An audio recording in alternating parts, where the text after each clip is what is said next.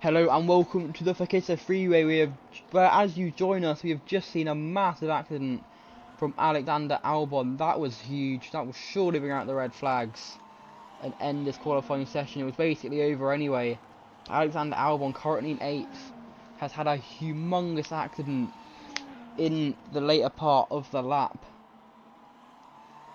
That is not what you want to see at all. We've seen big accidents on qualifying day here at the Fakita Freeway. Of course, 2 years ago, the first time F1 came here, we saw George Russell have a humongous accident going through turn 9. He had to miss the race because of that.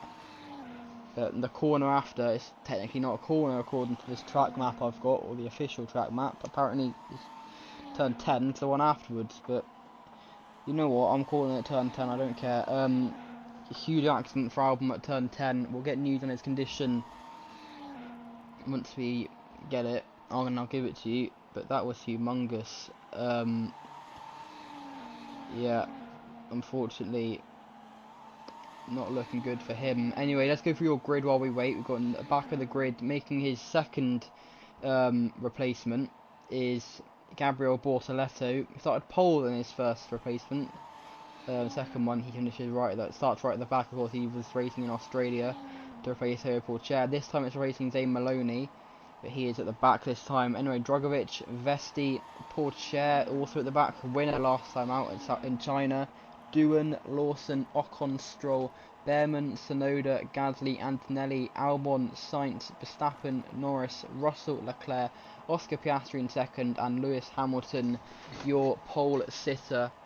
He is, of course, making his third start for Ferrari. Not too bad at all for him. Lando Norris, your championship leader, in 5th place. Look how close this top 9 is. The top 9 separated by 0.058 of a second. That's how close these margins are. Anyway, let's watch a pole lap from Lewis Hamilton. Still in news on Alexander Albon. We'll get it once we are able to. Is he pole yet? Yes, he is.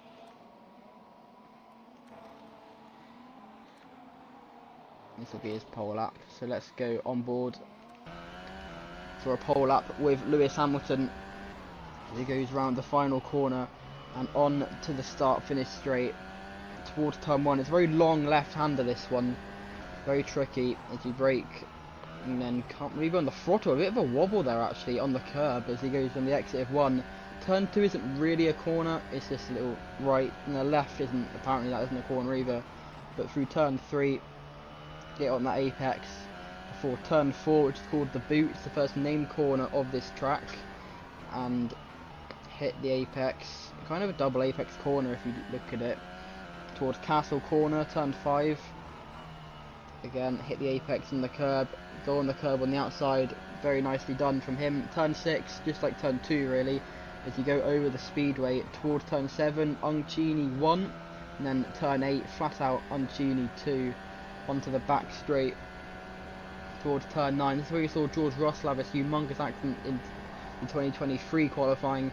This is where we saw Albon have his big accident through turn 10. Turn 11, Jules Kopp. I'm not sure how to pronounce that, but anyway, turn 12, the final corner. The cars aren't really tending to hit the apex. I'm not too sure why, but it's definitely quicker to hit the apex. But anyway, that's going to be a pole lap from Lewis Hamilton. We can now get a replay of Alexander Albon. He has gotten out of the car under his own power, and I'm assuming we'll be taken to the medical centre for some checks. Let's see them. This on board just gets spat out on the curb, and it's a huge hit into the Armco. Big accident from the Thai driver. Hasn't really had a brilliant season so far. I don't think he's actually scored a point. As we look at him, just spits on the curb into the gravel. Gravel doesn't really do much. Rearwards into the Armco.